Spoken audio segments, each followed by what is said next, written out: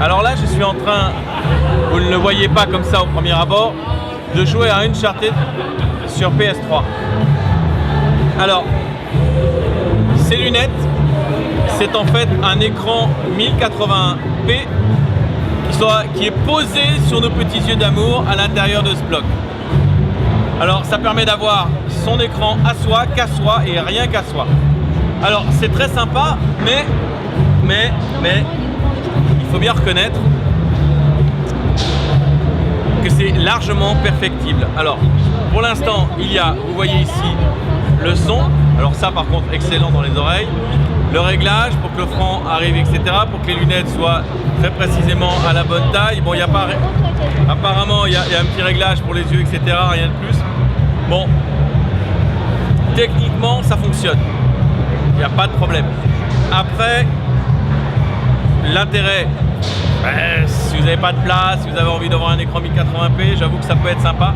Ce qui est très dommage par contre, et ça, bon, ça fait pas partie du cahier des charges, tant pis, c'est que quand on les a sur les yeux, l'écran reste fixe, c'est-à-dire qu'il n'y a pas de détection de mouvement. Donc quand on tourne la tête, on pourrait imaginer que ça remplace le joystick de manière à pouvoir tourner la tête dans le jeu, et c'est pas le cas.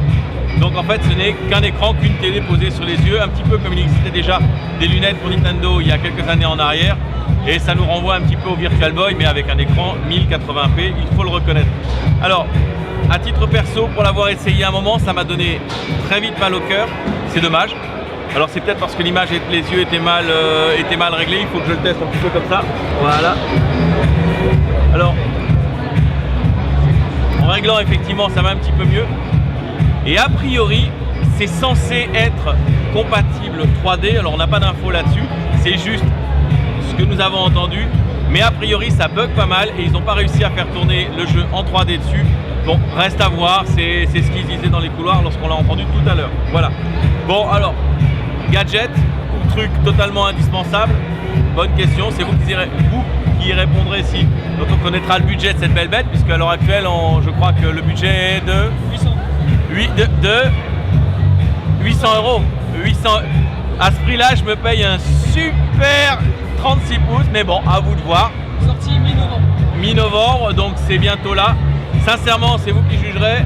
Perso, je suis pas du tout convaincu de son utilité. Reste à voir. Voilà. En tout cas, le petit joujou, il est là. C'est du Made in Sony. Moi, je vous quitte parce que si les lunettes, j'ai encore des doutes sur Uncharted. Par contre, j'en ai pas du tout. Allez, ciao, ciao les minous.